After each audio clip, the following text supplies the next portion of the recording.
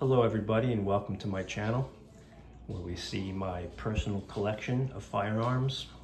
Today we're going to look at my 629-1.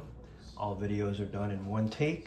All stumbling and information that might not be correct and I say, oh, that was wrong, does not get done over or taken out, so bear with me. And this is just like you were over at my house and I'm showing you my gun. So 629-1 came with this case. Picked it up a couple months ago. It was a real nice find because I literally thought about picking one up and I stopped at my shop just to see what came in used, and there it was.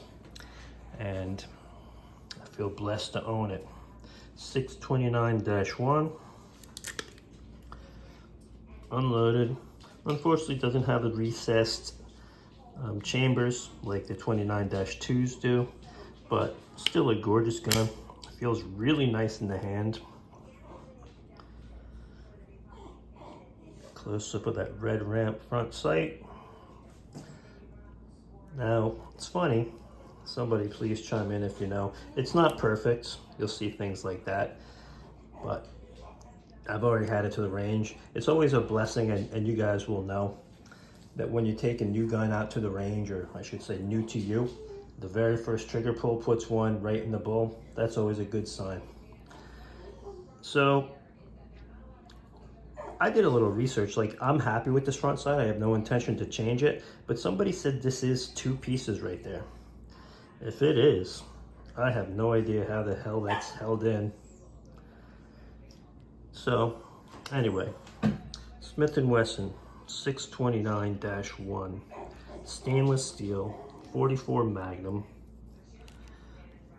The wood stocks that came with the gun needed to be refinished. It was, you know, when you have laminate that starts to get all blotchy and stuff, so I refinished it using the tutorial by a guy named Big Swole 58, who has an outstanding collection of Smith and Wesson revolvers, and his tutorial is really great as well. I recommend you check that out, Big Swole 58. And there we have the good old roll mark. And 629-1. I've said that a million times, I know that.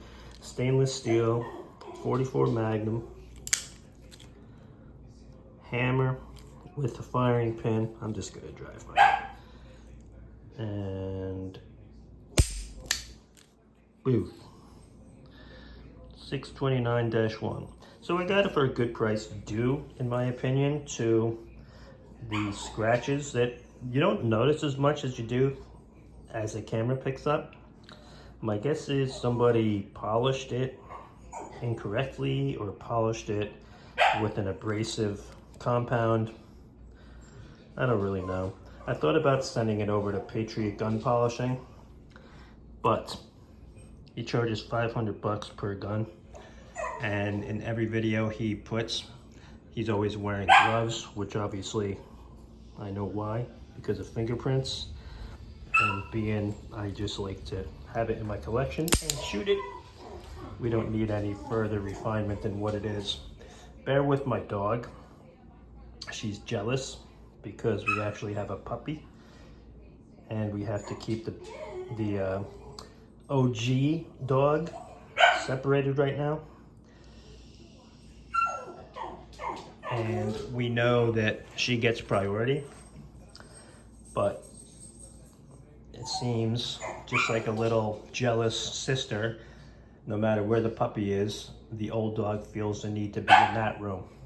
So hopefully they'll become best of friends in a week or two. All right, so thanks for watching. Any questions or anything you want to see more of, let me know. I know these videos are very impromptu. And if you feel like just telling me my videos suck, be my guest. Thank you very much for watching and have a great day.